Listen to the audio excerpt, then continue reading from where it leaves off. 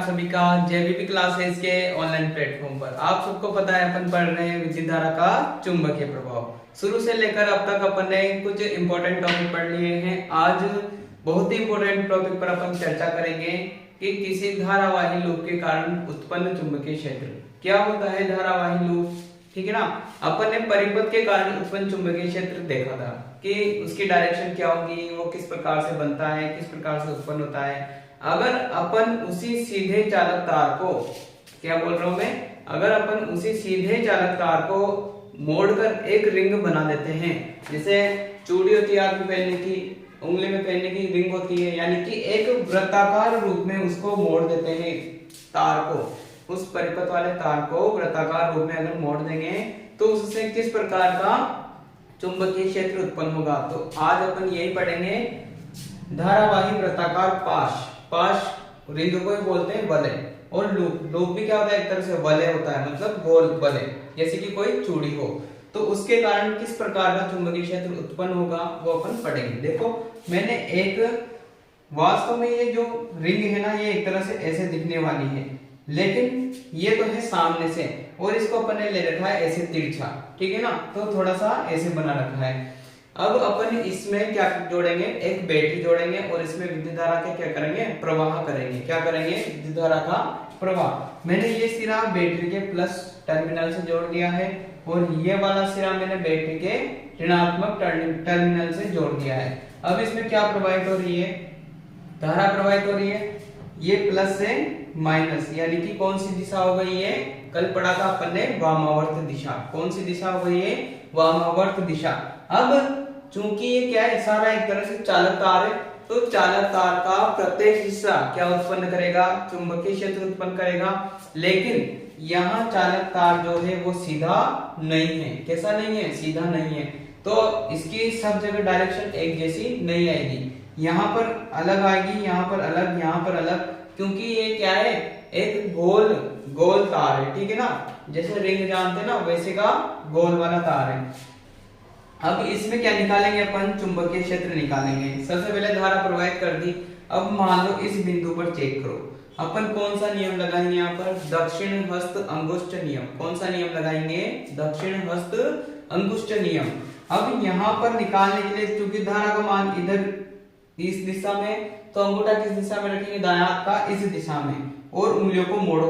मतलब ऐसा लग रहा है कि चुंबकीय क्षेत्र इसके अंदर की सतह से बाहर निकलकर, देखो ये मेरा अंगूठा, ठीक है, दायां हाथ का, इसको इस डायरेक्शन में रखेंगे तो ये उंगलियां इधर मुड़ रही है। मतलब क्या हो रहा है कि ये जो रिंग है ना, इसके अंदर की दिशा से चुंबकीय बल रेखाएं बाहर आ रही है और इधर से बाहर आकर अंदर जा रही है, ठीक है ना, ऐसे करके। अब यहाँ तो एक वृत्त बनाना पड़ेगा अपन को। क्यों, क्योंकि चुंबकीय बल रेखाएं एक वक्र के रूप में पाई जाती है। कल अपन ने पढ़ा था चुंबकीय बल रेखाओं का गुण, कि जो चुंबकीय बल रेखाएं होती है वो बंद वक्र के रूप में होती है। अब देखो क्या होता है कि जब अपन किसी चुंबक के पास लोहे का कोई टुकड़ा लाते हैं, जैसे मान लो ये लोहे का टुकड़ा है, ये मेरे पास चुंबक है, इसको मैं धीरे धीरे पास ला रहा हूं। जब ये लोहे का टुकड़ा इतना पास आएगा तो इस पर कम कम बल लगेगा, लेकिन जैसे जैसे मैं इसके पास जाता जाऊंगा ये आकर्षण बल बढ़ता जाएगा, ठीक है ना। कभी ट्राई करना, चुंबक के पास लोहे का टुकड़ा पास धीरे धीरे लाते जाना, और एक समय ऐसा आएगा कि आकर्षण बल काफी ज्यादा बढ़ जाता है। और कब बढ़ता है, जब इसके ज्यादा पास आते हैं। तो अपन ये देखते हैं कि जो ये बिंदु है ना, इसके पास इसके आसपास का जो एरिया है, यहाँ पर वृत्त, जो वृत्ताकार मैंने सर्किल बनाया, ये क्या है, चुंबकीय बल रेखाएं हैं, ठीक है, क्या है, चुंबकीय बल रेखाएं। अपन ने चुंबकीय क्षेत्र को यहाँ पर प्रदर्शित कर रखा है। क्या कर रखा है, चुंबकीय क्षेत्र को प्रदर्शित कर रखा है। अब चूंकि यहाँ पर चुंबकीय क्षेत्र का मान ज्यादा होगा इस बिंदु के सापेक्ष, और जैसे जैसे इस बिंदु से दूर जाते जाएंगे चुंबकीय क्षेत्र का मान के साथ आ जाएगा, दुर्बल होता जाएगा, और ये वृत्त भी क्या होते जाएंगे, बड़े आकार के होते जाएंगे, ऐसे बड़े आकार के होते जाएंगे। और बड़े आकार के वृत्त होते जाएंगे तो जो लास्ट में आती ना स्थिति, वो ऐसी आने लग जाती है। मतलब ये रेखाएं एकदम सीधी सरल रेखाओं की भांति दिखाई देने लगती है। अब बात करते हैं इनकी डायरेक्शन की। तो यहाँ डायरेक्शन के लिए कौन सा नियम लगाएंगे, दक्षिण हस्त अंगुष्ठ नियम। मैंने क्या बताया कि ये जो रिंग है अपने पास, रिंग में अपन दक्षिण हस्त अंगुष्ठ नियम लगाते हैं। इस जगह से तो ऐसा लगता है कि ये जो चुंबकीय बल रेखा है ये वृत्त के अंदर से निकल के आ रही है और वापस अंदर जा रही है, ठीक है ना। तो इनकी डायरेक्शन कैसे हो जाएगी, ऐसे जैसे निकल के आ रही है और वापस अंदर जा रही है, ठीक है। तो इनकी डायरेक्शन कैसे हो गई, ऐसे की। अब बात करते हैं इस बिंदु की। क्योंकि ये सारे बिंदु यहाँ पर क्या उत्पन्न करेंगे, चुंबकीय क्षेत्र उत्पन्न करेंगे, लेकिन यहाँ बोर्ड पर सारे बिंदुओं को दर्शाना संभव नहीं हो पाएगा। क्यों, क्योंकि यहाँ का निकालूंगा तो सारा काटा कुटा सा हो जाएगा, एक तरह से चित्र समझ में नहीं आएगा। तो मैंने एक बिंदु तो ये लिया, एक बिंदु में यहाँ पर ले रहा हूँ, यहाँ से चेक करते हैं, देखिए क्या बनता है, क्या होती स्थिति, देखो, ठीक है। मैंने ये बिंदु लिया। अब चूंकि यहाँ पे क्या होगा, चुंबकीय क्षेत्र उत्पन्न होगा, तो चुंबकीय बल रेखाओं को दर्शाने के लिए बंद वक्र बनाने पड़ेंगे। ये मैंने बंद वक्र बनाया। और अपन क्या जानते हैं कि जैसे जैसे चुंबकीय जिस बिंदु से दूर जाते जाएंगे चुंबकीय क्षेत्र का मान कम होता जाएगा। अभी मैंने बताया था ना कि चुंबक से जैसे जैसे दूर जाएंगे तो इसका आकर्षण बल कम होता जाएगा, और जैसे जैसे पास आते जाएंगे ये आकर्षण बल को बढ़ाता जाएगा और अधिक बल से इस लोहे के टुकड़े को खींचेगा अपनी तरफ। तो जैसे जैसे इसे दूर जाते जाएंगे ये वृत्त भी बड़े होते जाएंगे और दूर दूर होते जाएंगे, और एक समय ऐसा आएगा कि ये जो बल रेखाएं होंगी ये एकदम सीधी रेखाओं की भांति दिखाई देने लगेगी, ऐसे, ठीक है। तो ये बन गई इसकी चुंबकीय बल रेखाएं। अब बात करते हैं यहाँ के डायरेक्शन की। तो वही दक्षिण हस्त अंगुष्ठ नियम, दायां हाथ लो, अंगूठे को कौन सी दिशा में रखना है, धारा की दिशा में। अब धारा बह रही है इस रिंग में, ऐसे कैसे बह रही है, वामावर्त दिशा में। तो इसमें डायरेक्शन क्या होगी, इधर होगी धारा की दिशा, ठीक है ना। तो धारा की दिशा में क्या रखूंगा, अंगूठा रखूंगा। ये मैंने धारा की दिशा में क्या ले लिया, अंगूठा, ठीक है।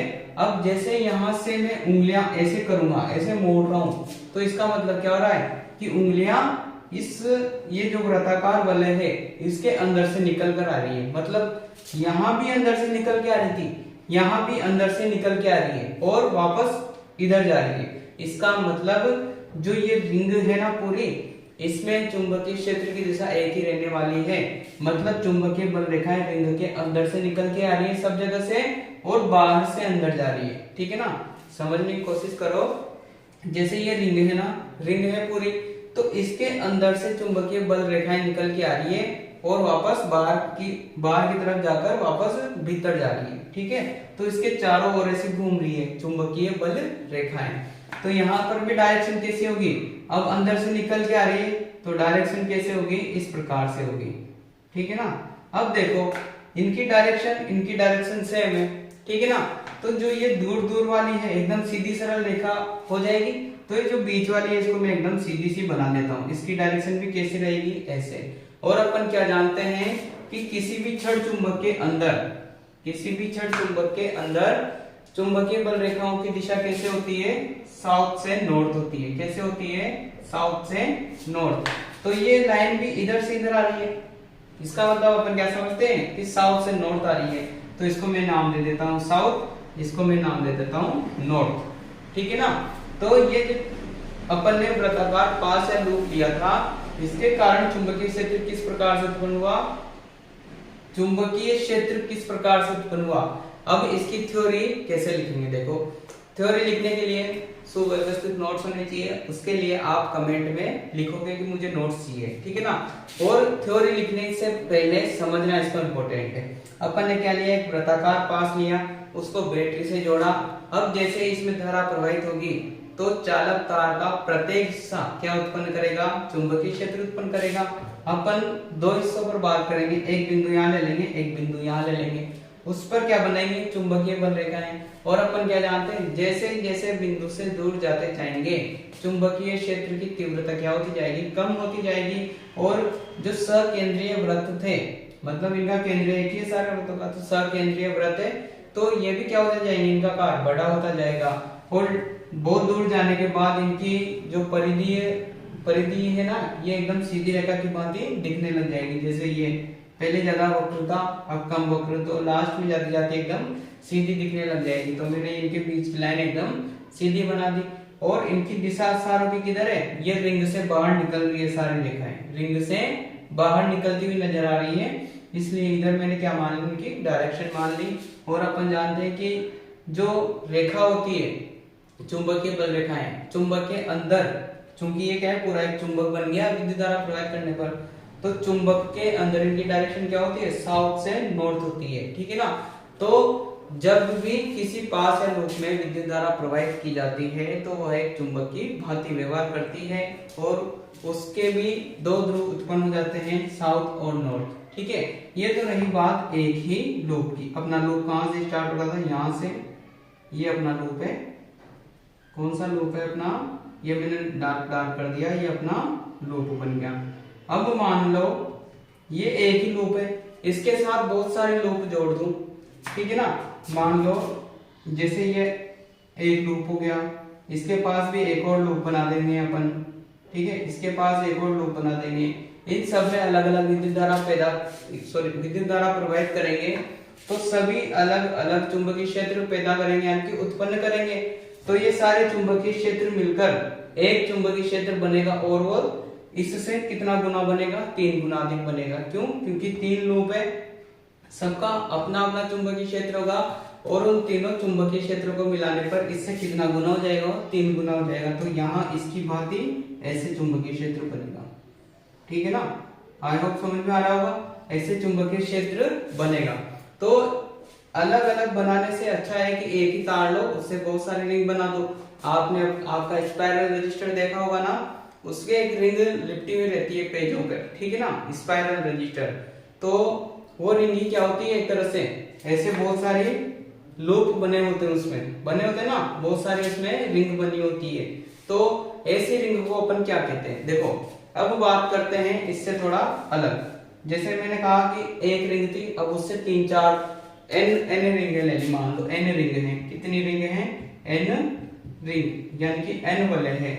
तो जो चुंबकीय क्षेत्र होगा वो कितना गुना हो जाएगा, n गुना हो जाएगा। कितना गुना हो जाएगा, n गुना हो जाएगा। जैसे ये रिंग है, फिर एक और रिंग बना दी, ये एक और रिंग बना दी, एक और रिंग, ऐसे बहुत सारी रिंगें बना दी। ये क्या हो गया, एक तरह से स्पाइरल रजिस्टर की जो रिंग है उसकी तरह हो गया। तो ये जितनी रिंग होगी उतना ही गुना क्या हो जाएगा, ये चुंबकीय क्षेत्र हो जाएगा। इस रिंग को क्या बोलते हैं, इस रिंग को बोलते हैं परिनालिका। क्या बोलते हैं, परिनालिका। तो परिनालिका की परिभाषा क्या हो जाएगी कि किसी विद्युत रोधी चालक तार की n वलय बनाने से प्राप्त जो कुंडली होती है, या n कुंडलियां उसमें होती है, उससे प्राप्त जो कुंडली होगी उसे क्या कहेंगे, परिनालिका कहते हैं, ठीक है। कौन से आकार की होती है, बेलनाकार आकार की। तो परिभाषा कैसे लिखेंगे कि किसी चालक या विद्युत रोधी जोड़ सकते हैं, क्योंकि चालक तार के ऊपर कौन सा आवरण चढ़ा होता है, विद्युत रोधी आवरण चढ़ा होता है। तो विद्युत रोधी चालक तार की n फेरों वाली कुंडली को क्या कहते हैं, परिनालिका कहते हैं, जो बेलनाकार आकार की होती है।